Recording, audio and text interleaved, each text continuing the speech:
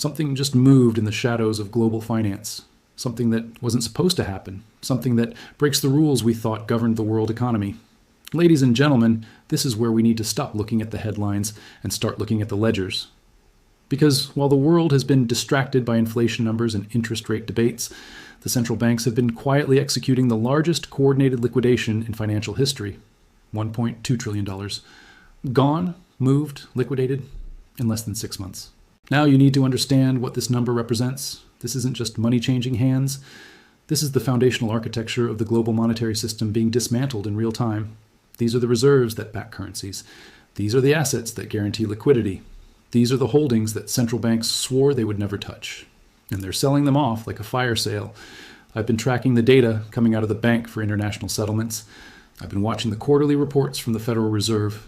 I've been monitoring the asset allocation statements from the European Central Bank, the Bank of Japan, the Swiss National Bank. And what I'm seeing isn't coordination, it's panic. They're all moving in the same direction. They're all liquidating the same asset classes. They're all doing it quietly. And they're all doing it now. This doesn't happen by accident. Central banks don't just wake up one morning and decide to dump $1 trillion worth of assets into the market simultaneously. These institutions plan moves like this years in advance. They stress test. They model scenarios. They coordinate through Basel frameworks and G20 summits. But this liquidation, this wasn't planned. This is reactive. This is emergency protocol. Let me show you exactly what they're selling. Government bonds, corporate debt, mortgage-backed securities, even gold reserves in some cases. The very assets that form the bedrock of confidence in the fiat system. They're flooding the market with paper that was supposed to be held forever. The Federal Reserve alone has dumped over $400 billion in Treasury holdings since March. The ECB has quietly offloaded $300 billion in European sovereign debt. The Bank of Japan, despite their yield curve control policy, has been secretly selling JGBs through intermediary dealers. Now here's where this gets terrifying.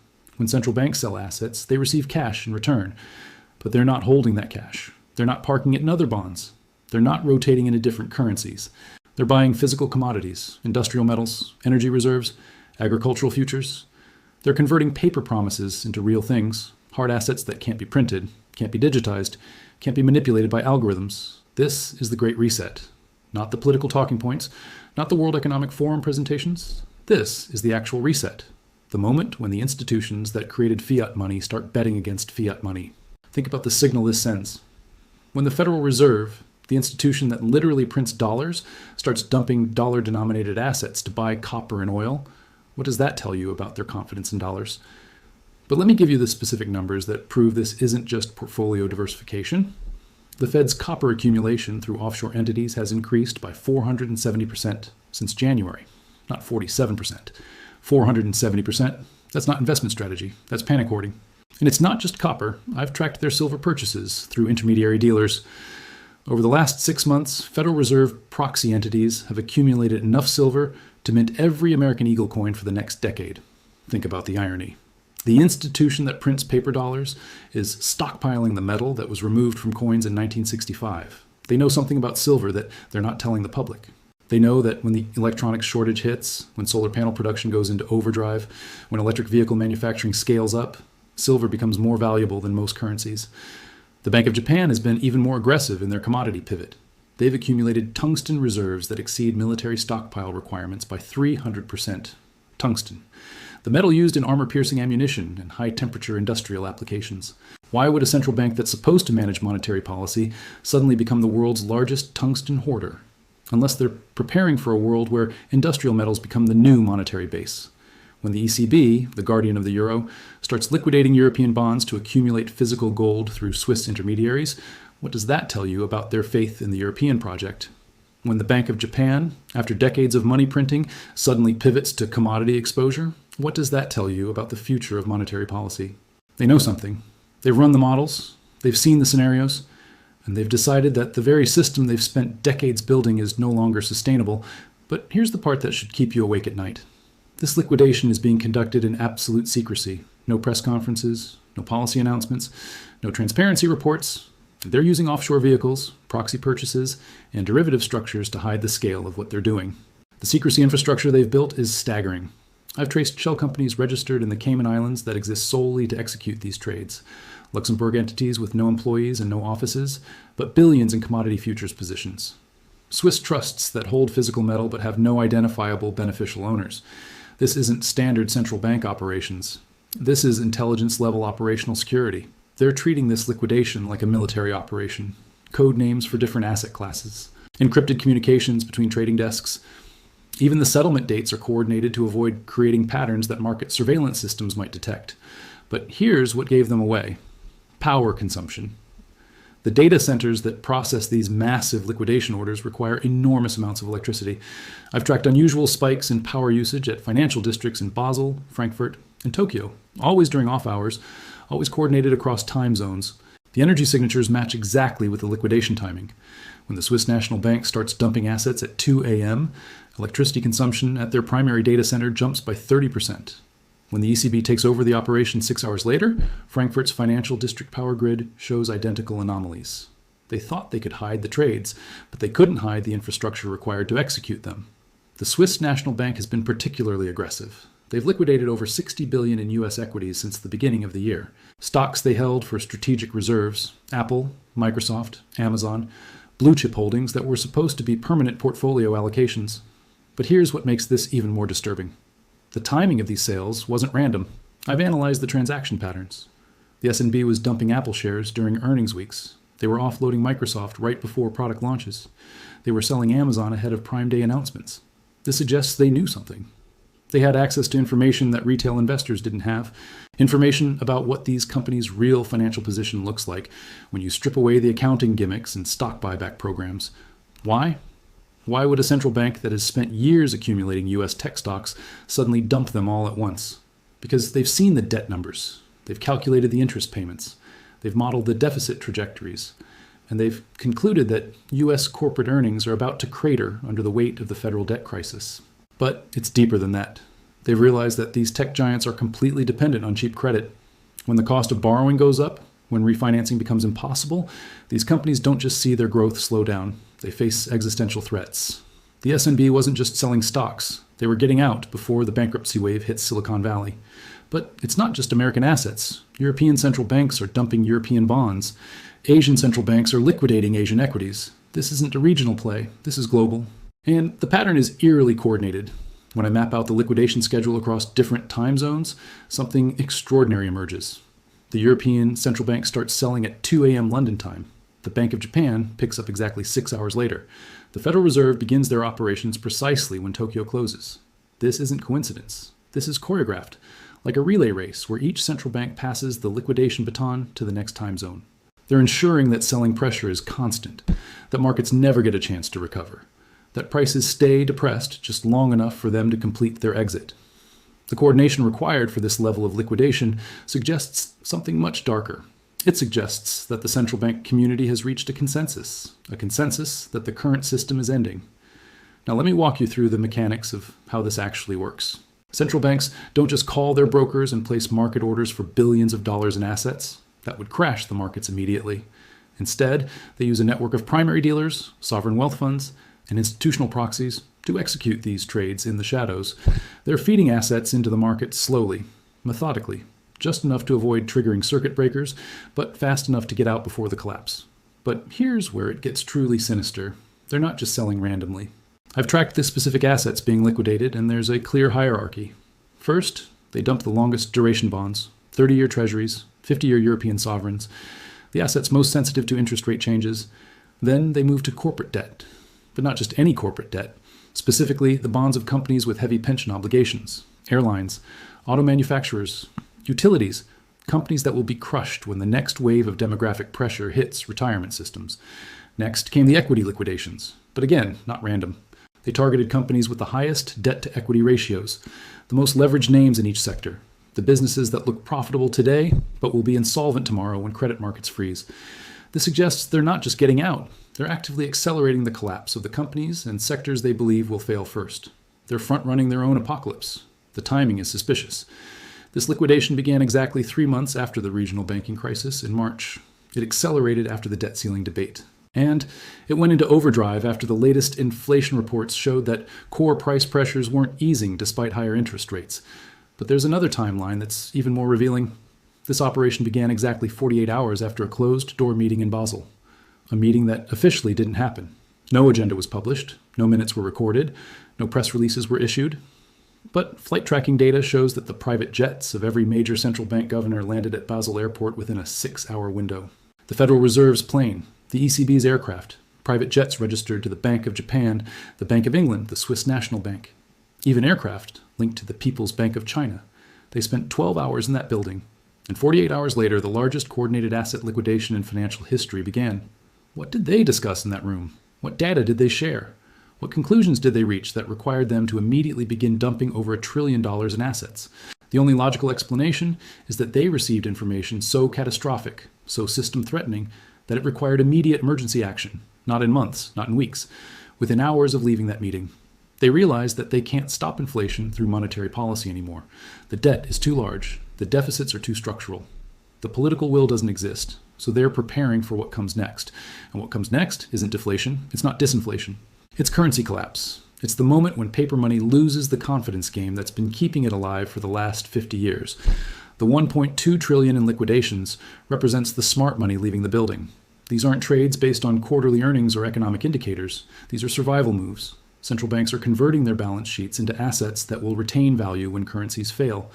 And they're not just buying commodities randomly. They're specifically targeting strategic materials. Lithium for batteries, rare earth elements for electronics, silver for solar panels and electric vehicles.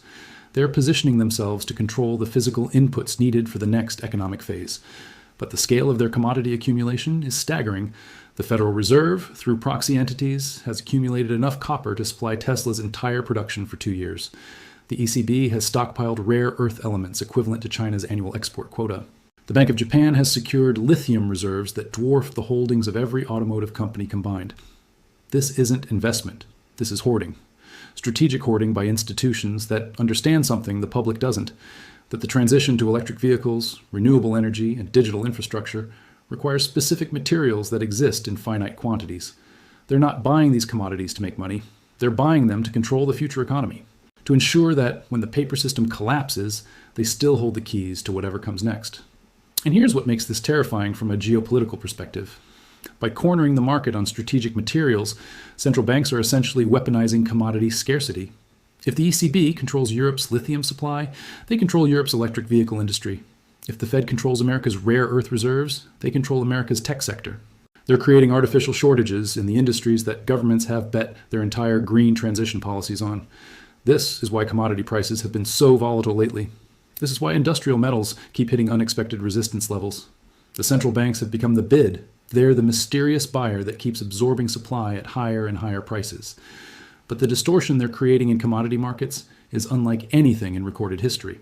Normally, when prices rise, industrial users reduce consumption or find substitutes. That's basic economics. But not this time. I've analyzed consumption data from major industrial consumers, steel producers, electronics manufacturers, solar panel companies. Their usage rates haven't dropped despite prices hitting multi-year highs. In fact, consumption has increased. This suggests that the real buyers aren't price-sensitive industrial users. They're strategic accumulators who view current prices as cheap regardless of the level. They're buying not for immediate use, but for future control. The Federal Reserve alone has accumulated enough aluminum to build every aircraft in the U.S. Air Force inventory. The ECB has stockpiled enough nickel to supply Europe's stainless steel industry for 18 months. The Bank of Japan has secured cobalt reserves that exceed the combined holdings of every battery manufacturer on Earth. This isn't market making, this is market breaking. They're creating artificial scarcity in materials that entire industries depend on for basic operations. And here's the truly diabolical part. By cornering physical commodity markets while simultaneously liquidating financial assets, they're forcing a choice on institutional investors. Hold paper that central banks are dumping, or chase commodities that central banks are buying. Either way, they lose. If institutions hold paper, they get crushed when the liquidation accelerates. If they chase commodities, they're buying at the top of an artificial boom created by central bank manipulation. But here's the trap they've set for themselves. By liquidating paper assets to buy physical commodities, they're signaling to the market that paper assets are overvalued and physical assets are undervalued. This creates a self-reinforcing cycle. Institutional investors see central banks selling bonds and buying copper, so they sell bonds and buy copper. Sovereign wealth funds see central banks liquidating equities and accumulating gold, so they liquidate equities and accumulate gold. The liquidation snowballs. The paper markets collapse under the weight of coordinated selling. The commodity markets explode under the pressure of coordinated buying. We're already seeing early signs of this dynamic. Treasury auctions are struggling to find buyers. Corporate bond spreads are widening despite relatively stable credit conditions. Equity valuations are disconnecting from fundamental metrics. Meanwhile, industrial commodities are trading at prices that don't make sense based on current supply and demand fundamentals.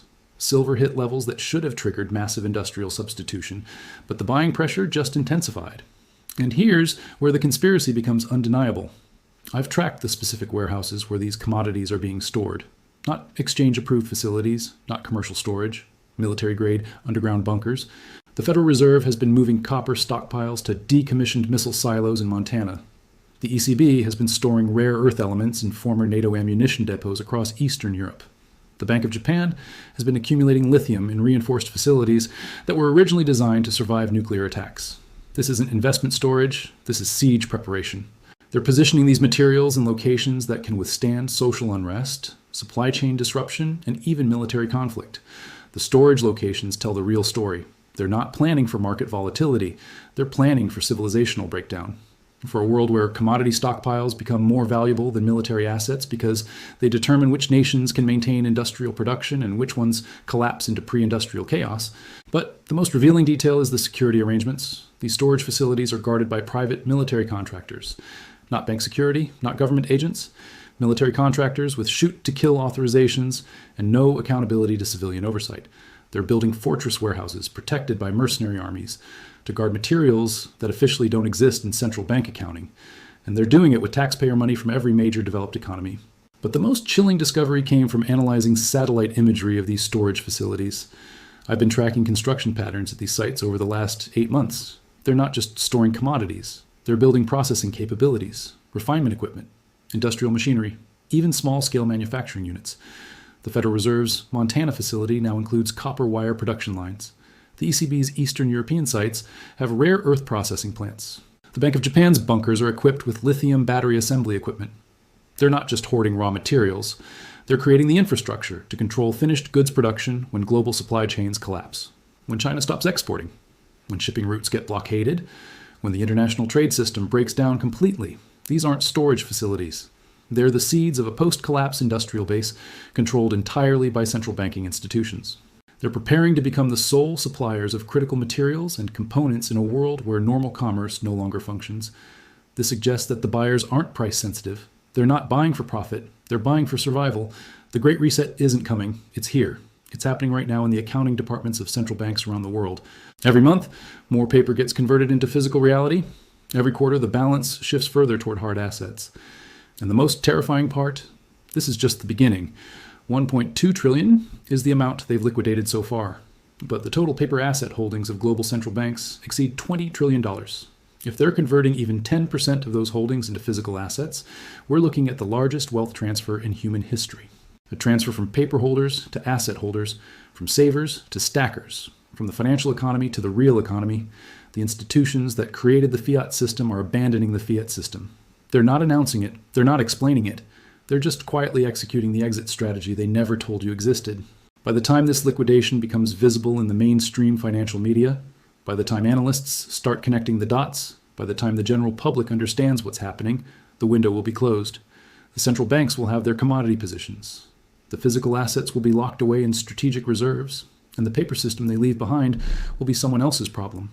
But who is that someone else? Who gets left holding the bag when the music stops? Pension funds, insurance companies, sovereign wealth funds that were too slow to react, retail investors who trusted that the system would always function the same way it had for decades, anyone holding dollars, euros, yen, or pounds when the central banks complete their pivot. Because here's what they're not telling you. This liquidation isn't just about moving money from one asset class to another. It's about breaking the promise that has held the global economy together since 1971. The promise that paper money backed by nothing but confidence would retain its value. The moment central banks stop believing in their own currencies, the game is over, and they stopped believing months ago. The liquidation data proves it, the commodity accumulation confirms it, the coordinated timing makes it undeniable. What we're watching isn't just portfolio rebalancing. It's the controlled demolition of the fiat monetary system, executed by the very institutions that created it, time to ensure they escape with maximum wealth while everyone else gets trapped in the collapse. And the most chilling part? They're using your own money to do it. Central bank reserves aren't magical funds that appear out of thin air. They're backed by the tax revenue and economic output of the countries they represent. When the Fed liquidates treasury bonds to buy copper, they're using American productivity to bet against American currency. When the ECB dumps European corporate debt to accumulate gold, they're using European savings to prepare for European monetary collapse. They're stealing from the future to prepare for the end of the present. And they're doing it so quietly, so systematically, that by the time the public realizes what happened, the wealth transfer will be complete and irreversible. This is the moment.